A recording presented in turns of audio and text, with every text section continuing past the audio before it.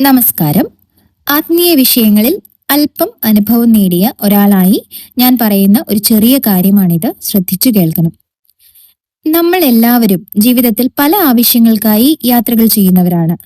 അങ്ങനെ യാത്ര ചെയ്യുമ്പോൾ വഴിയരികിൽ പല ക്ഷേത്രങ്ങളും നമ്മൾ കാണാറുണ്ട്. ചിലത് നമുക്ക് പരിചിതമായ ക്ഷേത്രങ്ങൾ, ചിലത് ആദ്യമായി കാണുന്നവ, ചിലത് ഒരിക്കൽ പോലും കണ്ടിട്ടില്ലാത്ത സ്ഥലങ്ങളിലെ ദേവാലയങ്ങൾ. എന്നാൽ ചിലർക്കൊരു പ്രത്യേക ശീലം കാണാം. ഏത് ക്ഷേത്രം കണ്ടാലും അത് പരിചിതമാണോ അപരിചിതമാണോ എന്നൊന്നും നോക്കാതെ അവിടേക്ക് നോക്കി കൈ കൂപ്പി വണങ്ങും, തല കുനിക്കും, പിന്നെ മാത്രമേ മുന്നോട്ട് പോകൂ. ഇങ്ങനെ ചെയ്യുന്നവരെ നിങ്ങൾ ഒരിക്കൽ ശ്രദ്ധിച്ചിട്ടുണ്ടെങ്കിൽ അവരുടെ ജീവിതത്തിൽ ഒരു പ്രത്യേക ശാന്തിയും സ്ഥിരതയും കാണാൻ സാധിക്കും. കാരണം ക്ഷേത്രം എന്നത് ഒരു കെട്ടിടം മാത്രമല്ല, അത് ദേവതയുടെ സാന്നിധ്യം നിറഞ്ഞ ദേവസ്ഥാനമാണ്. ഓരോ ക്ഷേത്രത്തിലും അതാത് ദേവതയുടെ ചൈതന്യം നിലകൊള്ളുന്നുണ്ട്. അത്തരത്തിലുള്ള സ്ഥലങ്ങളെ കണ്ടാൽ വണങ്ങുന്നത് വളരെ ശുഭകരമായ ഒരു പ്രവൃത്തിയാണ്. പക്ഷേ ഇവിടെ ഏറ്റവും പ്രധാനമായുള്ളത് ഭക്തിയേക്കാൾ വലിയൊരു ഗുണമാണ് വിനയം. എത്രയേറെ പൂജകളും പ്രാർത്ഥനകളും ചെയ്താലും ഉള്ളിൽ അഹങ്കാരമുണ്ടെങ്കിൽ അതിന് ഫലം കുറവായിരിക്കും. അഹങ്കാരം വിട്ട് ശുദ്ധമായ മനസ്സോടെ ഈശ്വരനെ സമീപിക്കുമ്പോഴാണ് യഥാർത്ഥ അനുഗ്രഹം ലഭിക്കുന്നത്.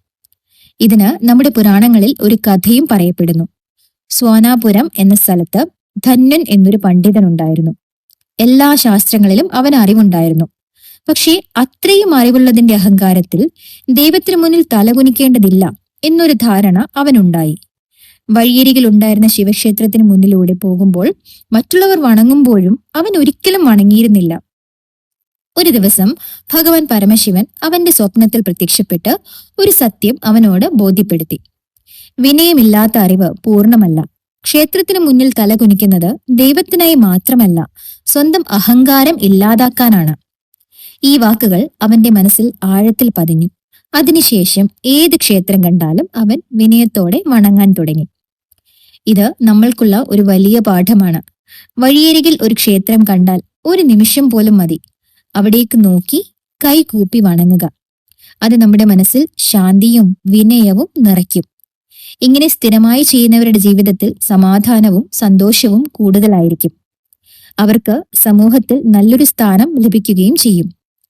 അതിലും പ്രധാനമായി അഹങ്കാരം കുറയുന്നതിനാൽ ഈശ്വരാനുഗ്രഹം എപ്പോഴും കൂടി ഉണ്ടാകും. നിങ്ങൾ ഏത് സമയത്തായാലും, പകലായാലും രാത്രിയായാലും വൃത്തി ശുദ്ധി നോക്കേണ്ടതില്ല. മനസ്സിന്റെ ശുദ്ധിയാണ് പ്രധാനപ്പെട്ടത്.